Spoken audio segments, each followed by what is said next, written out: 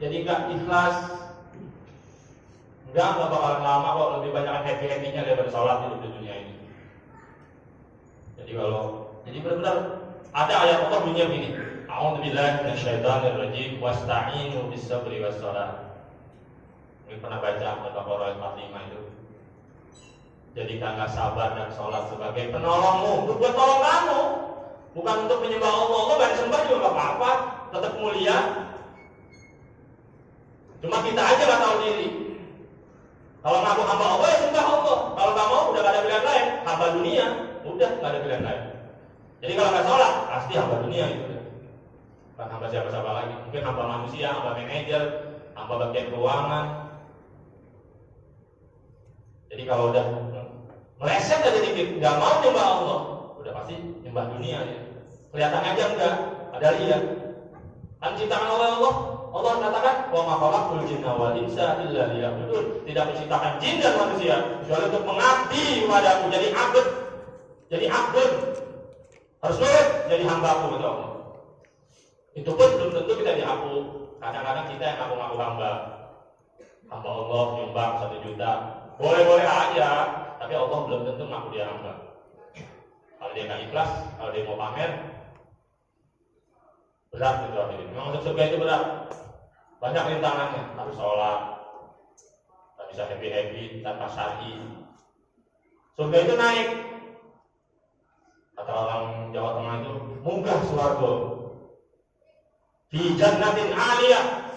Orang mau ke surga itu naik, manjat.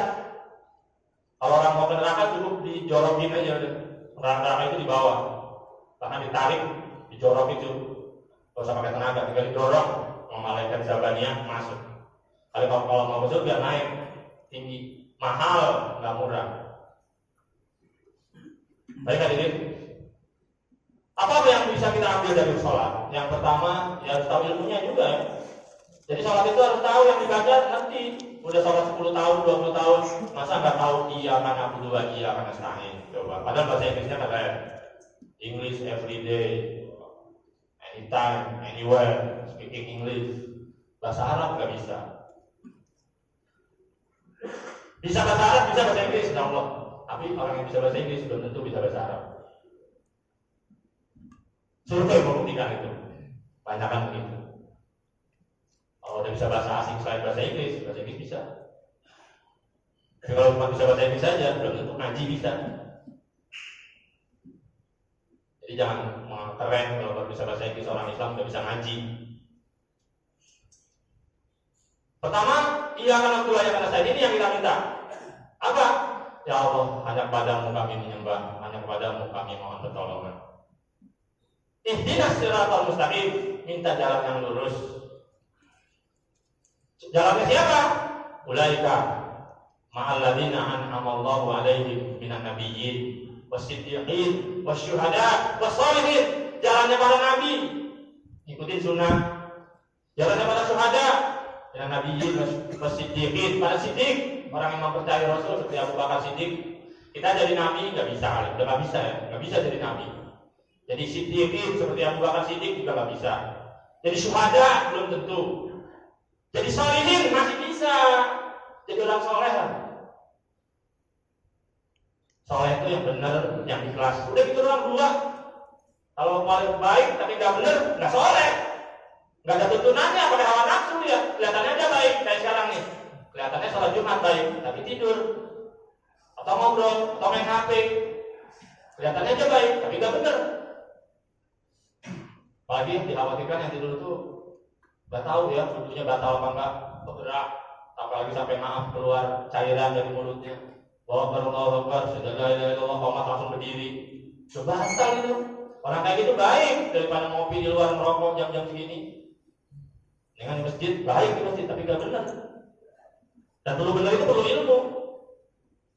Ada tuntunannya, duduk di sini ada tuntunannya, kasih duduk di luar. Maaf ya hadirin ya Allah, saya harus menyatakan kebenaran. Harus membiasakan kebenaran, bukan membenarkan kebiasaan. Jadi orang soleh.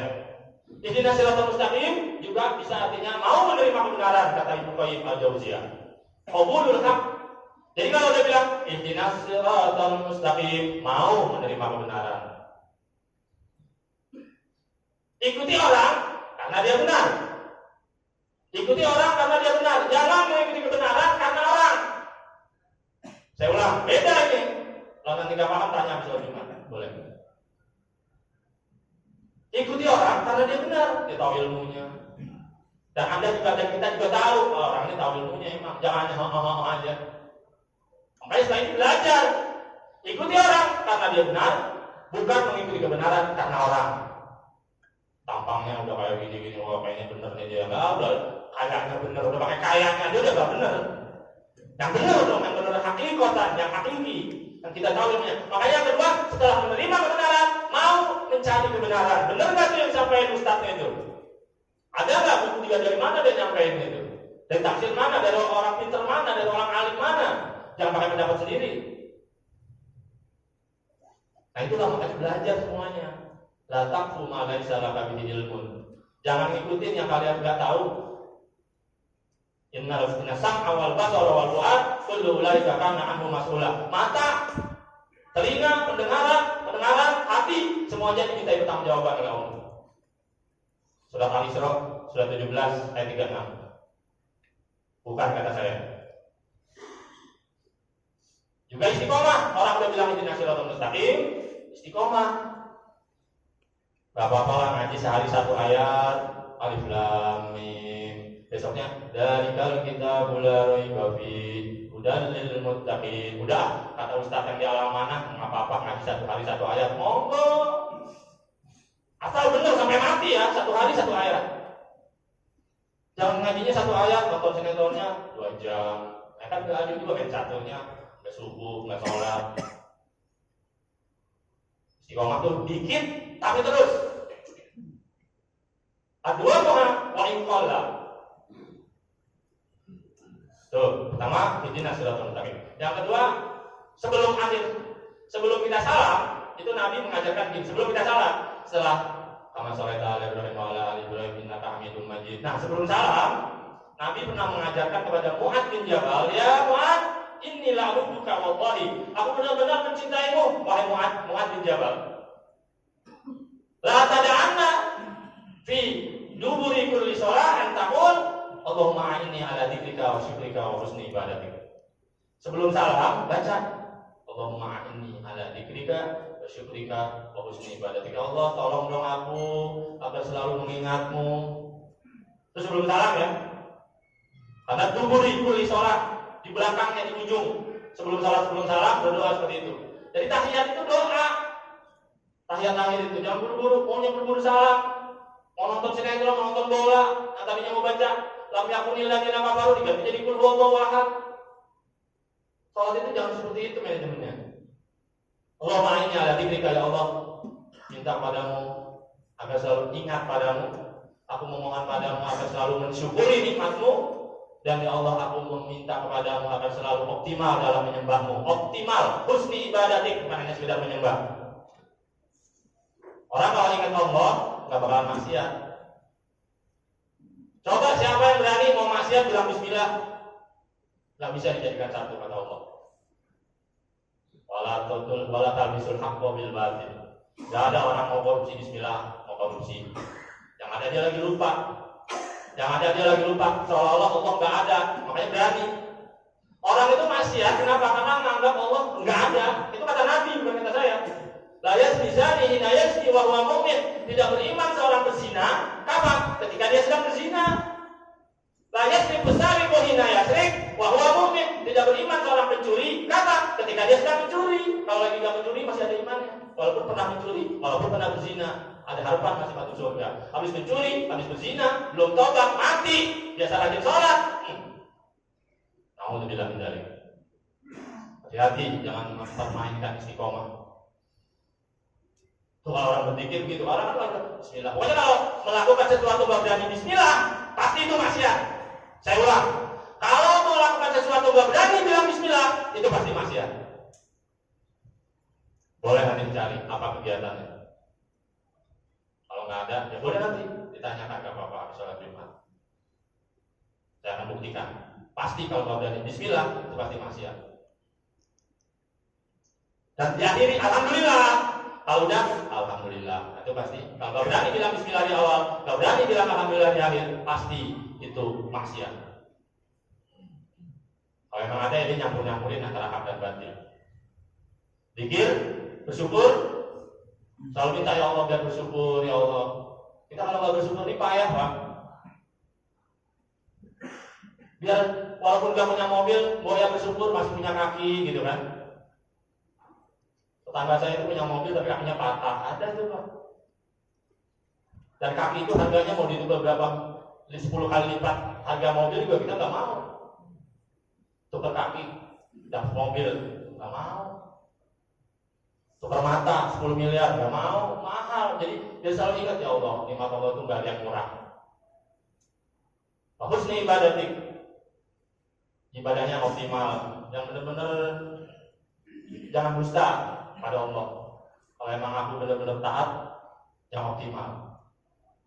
Jangan kalau lagi rame begini semangat, nanti kalau sepi sendirian maksiat. Kalau lagi rame mau sholat Jumat, nanti kalau udah subuh nggak mau sholatnya. Kalau subuh soalnya nggak ada orang, nggak semangat. Jangan yang rame-rame aja datang, tapi kalau yang sholat yang sepi-sepi subuh nggak mau. Dan itu tiap hari itu.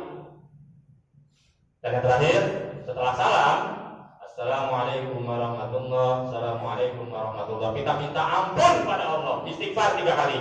Astagfirullah, Astagfirullah, Astagfirullah. Kenapa? Biar selamat. Lanjutin. Allahumma antas salam wa minkas salam tabarakta ya dzal jalali wal ikram. Kalau mau selamat, nggak ada lain. Tobat. Semuanya tobat. Yang udah merasa rajin, tobat. Apalagi yang merasa banyak dosa. Yang udah merasa rajin, tobat. Rajin ibadah, saya udah nggak perlu tobat lagi. Wah itu ujub namanya tobat, istighfar. Apalagi yang merasa banyak dosa. Yang merasa banyak dosa aja, yang nggak merasa nggak usah.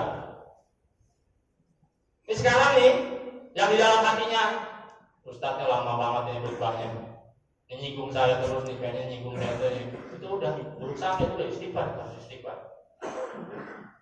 Nanti setelah sholat juga harus istighfar. Kenapa? Habis sholat aja istighfar. Jangan merasa soleh.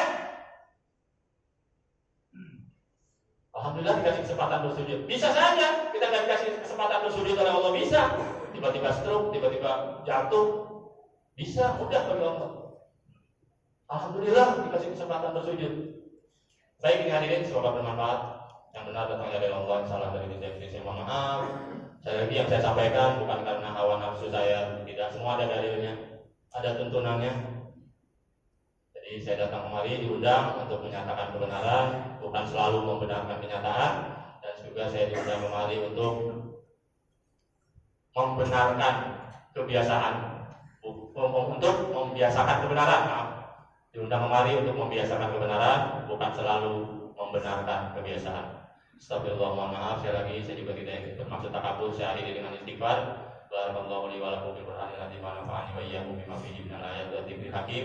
Aqulu qawli hadza. Astagfirullah. Astagfirullah li wa lakum wa lisa'iril muslimin. Astagfirullah. Jami'ad dzunub innahu huwal ghafurur rahim.